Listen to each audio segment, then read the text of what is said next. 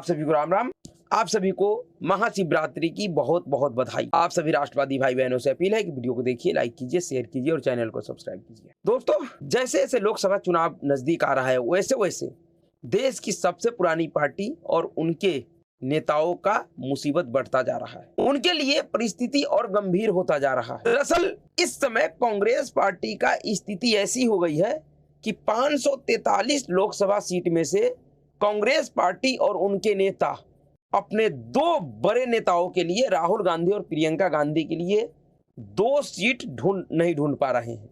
उनको दो सुरक्षित सीट नहीं मिल रहा है जिस सीट से इस गांधी परिवार के चश्मो चिराग को चुनाव लड़वाए। जी हाँ, आज की स्थिति में कांग्रेस पार्टी की क्या राजनीतिक हैसियत रह गई है वह इसी बात से अंदाजा लग जाता है कि इन दो लोगों के लिए कोई सुरक्षित सीट नहीं मिल रहा है। कांग्रेसी नेताओं को वह इस बात से परेशान है कि अपने इन दो नेताओं को चुनाव इस बार लड़वाए भी या नहीं लड़वाए, और लड़वाए तो कहां से लड़वाए। जिस तरीके का खबर मीडिया में पिछले कई एक दिनों से आ रहा है उनको देखकर तो ऐसा ही लग रहा है। और ऐसे भी कांग्रेस पार्टी के इस स्थिति का अंदाजा उस दिन भी लग गया था जिस दिन सोनिया गांधी ने अपनी पारंपरिक सीट, जिस सीट से वो 1998 से लगातार चुनाव जीत रही थी, उस रायबरेली को छोड़कर वह राजस्थान से राज्यसभा चली गई। तभी समझ में आ गया था कि कांग्रेस पार्टी का राजनीतिक स्थिति जमीन पर कैसा है।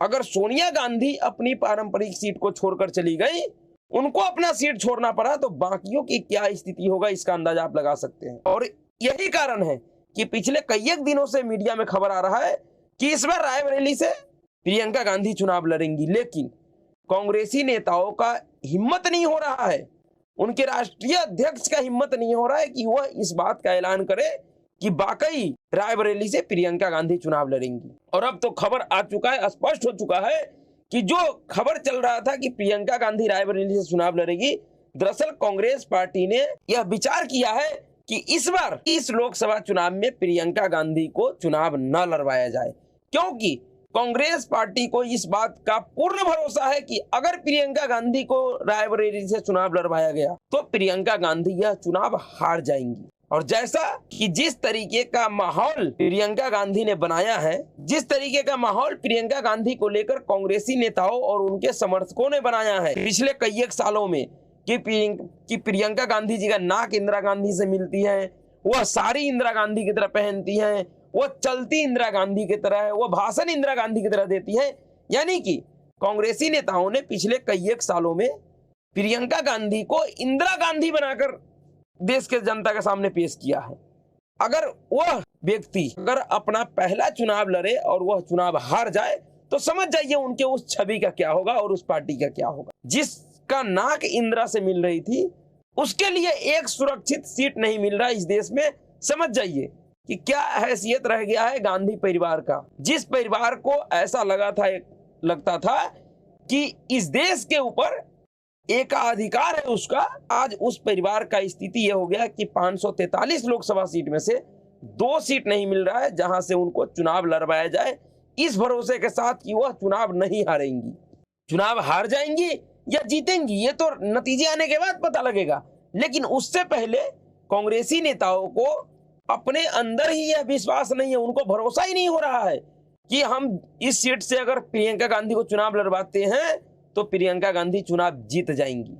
वहीं राहुल गांधी के लिए, जिस राहुल गांधी ने 2019 के लोकसभा चुनाव के बाद अमेठी को छोड़कर वायनाड चला गया, उसके लिए भी यही स्थिति है। कांग्रेस पार्टी इस बार इस बात को नहीं तय कर पा रहा है कि राहुल गांधी को अमेठी से चुनाव लड़ाए या वायनाड से या फिर दोनों जगह से। और इस दोनों जगह की उहापोह में ऐसा फंसा है कांग्रेस पार्टी और उनके नेता कि उनको समझ में नहीं आ रहा है कि वो करे तो क्या करे।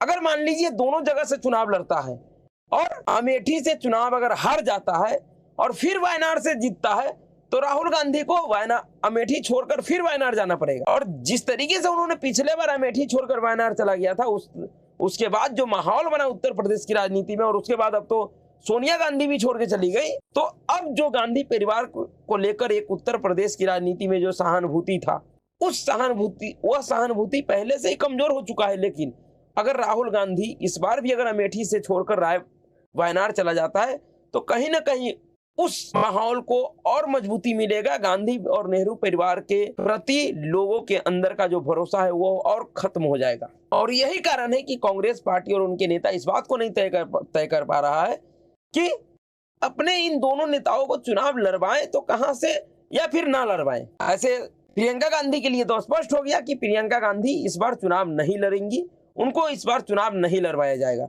अब बचता है राहुल गांधी, तो राहुल गांधी के लिए भी स्थिति बेहतर नहीं है, उनके लिए भी यही स्थिति है कि लड़वाए कहां से, दोनों जगह से, एक जगह से।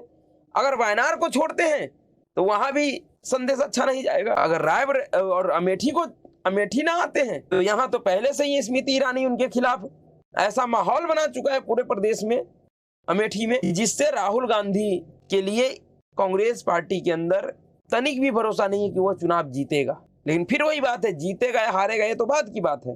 पहले राहुल गांधी क्या अमेठी आने का हिम्मत करेगा? प्रियंका गांधी ने तो पहले ही सरेंडर कर गई, वो तो पहले ही अपने हथियार डाल दी कि नहीं भैया हमें इस बार चुनाव लड़ना ही नहीं है, क्योंकि उनको पता है राहुल गांधी और प्रियंका गांधी ने जिस स्थिति में कांग्रेस को पहुंचा दिया है, जिस स्थिति में राहुल गांधी के सलाहकारों ने कांग्रेस को पहुंचा दिया है, उस स्थिति में कांग्रेस पार्टी के नाम पे, उनके पहचान पे अगर कोई नेता चुनाव जीत जाए तो यह अपने आप में एक अकल्पनीय बात होगा।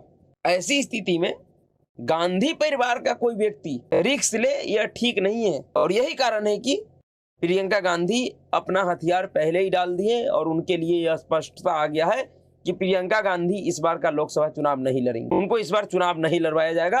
अब प्रियंका गांधी को या तो बीच में कहीं राज्यसभा जाना भेजना पड़े तो भेज देगा, और नहीं तो फिर अगले लोकसभा चुनाव की तैयारी करे। लेकिन राहुल गांधी को तो चुनाव लड़ना है, राहुल गांधी को तो चुनाव लड़ना ही है, क्योंकि अगर चुनाव नहीं लड़ेंगे तो फिर वो प्रधानमंत्री कैसे बनेंगे? लेकिन समस्या यह है कि लड़ेंगे कहां से, अमेठी से या वायनाड से? वायनाड में भी सीपीआई ने अपना कैंडिडेट खड़ा कर दिया है, एनी राजा को, जो कि डी राजा की पत्नी है। सीपीआई का जो महासचिव है डी राजा उनकी पत्नी है एनी राजा, उनको सीपीआई ने खड़ा कर दिया राहुल गांधी के पैर लग। वहां भी स्थिति इनके लिए इतनी अच्छी नहीं है, तो अमेठी में तो और अच्छी नहीं है। अमेठी में तो अब स्मृति ईरानी जी ने अपना परमानेंट स्थान बना लिए, घर बना ली है, तो अब तो अमेठी में ऐसे भी इनके लिए संभावना बहुत कम बचा हुआ है। लेकिन जिस प्रदेश के लिए कहा जाता है कि इस प्रदेश से गांधी नेहरू परिवार हमेशा जुड़ा रहा है, या ये गांधी नेहरू परिवार के जो दो चश्मों चिराग हैं यह जुड़े रहेंगी या उस प्रदेश को छोड़ देंगे? राहुल गांधी ने अपनी पूरी पार्टी को ऐसी परिस्थिति में ले आया है जहां पर इनके राष्ट्रीय अध्यक्ष को पसीना छूट रहा है कि वह क्या फैसला करें, वो कैसे इस बात का हल निकाले कि राहुल गांधी को चुनाव कहां से लड़वाया जाए। वायनाड से, अमेठी से, तेलंगाना से, कर्नाटक से, कहां से इनको चुनाव लड़वाएं? क्योंकि राहुल गांधी के खिलाफ जो इस बार माहौल बना है वो हर जगह पे एक जैसा है।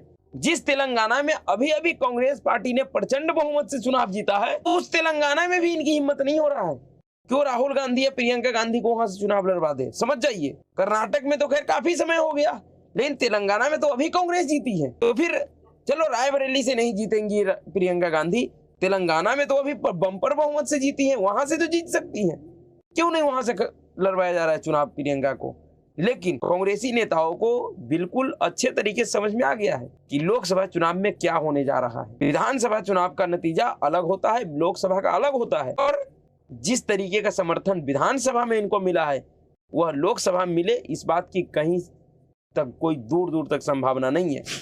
और यही कारण है कि कांग्रेसी नेता, कांग्रेस पार्टी के राष्ट्रीय अध्यक्ष या चुनाव समिति के लोग अब तक ना तो अपना उम्मीदवार घोषित कर पाए हैं और ना ही अपने इन दो महान नेताओं को कहीं से चुनाव लड़वाने की घोषणा की है, और ना ही हिम्मत कर पा रहे हैं। कांग्रेस पार्टी का ऐसी हालात हो जाएगा शायद किसी ने कल्पना भी नहीं किया होगा कभी, और खास करके गांधी नेहरू परिवार के लोगों ने तो और नहीं किया होगा। ये कभी इस देश में ऐसी परिस्थिति भी आ जाएंगी कि उनके परिवार के लोगों के लिए सीटें ढूंढना मुश्किल हो जाएगा, उनके परिवार के लोगों के लिए सीटें नहीं मिलेंगी।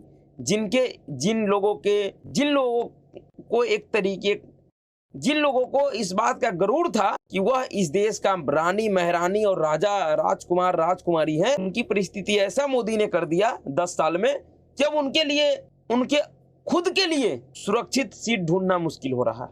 और यह स्थिति सिर्फ इन्हीं का नहीं है, इस समय वर्तमान में जितने भी मोदी विरोधी दल है, खास करके परिवारवादी पार्टी, उन सभी का यही स्थिति है। आप उत्तर प्रदेश में अखिलेश यादव को देख लीजिए, अखिलेश यादव के लिए भी मीडिया में खबर चल रहा है कि अखिलेश यादव लोकसभा का चुनाव लड़ सकते हैं, लेकिन अखिलेश यादव के अंदर भी इस बात का हिम्मत नहीं हो रहा कि वो चुनाव लड़े तो कहां से लड़े। वो भी इस बात को लेकर डरे डरे से हैं कि अगर वो लोकसभा चुनाव लड़ते हैं और अगर हार जाते हैं, जो कि जिसकी संभावना अधिक दिखाई दे रही है, तो फिर वो जिस तरीके का राजनीतिक आभा मंडल तैयार किया अपने आप को लेकर, उस आभा मंडल का क्या होगा। इसलिए खबर चलने के बावजूद भी अखिलेश यादव, जो कि खुद पार्टी का सर्वे सर्वा है, वह अपना सीट नहीं तय कर पा रहे हैं कि वह चुनाव लड़ेंगे कि नहीं लड़ेंगे, और लड़ेंगे तो कहां से लड़ेंगे।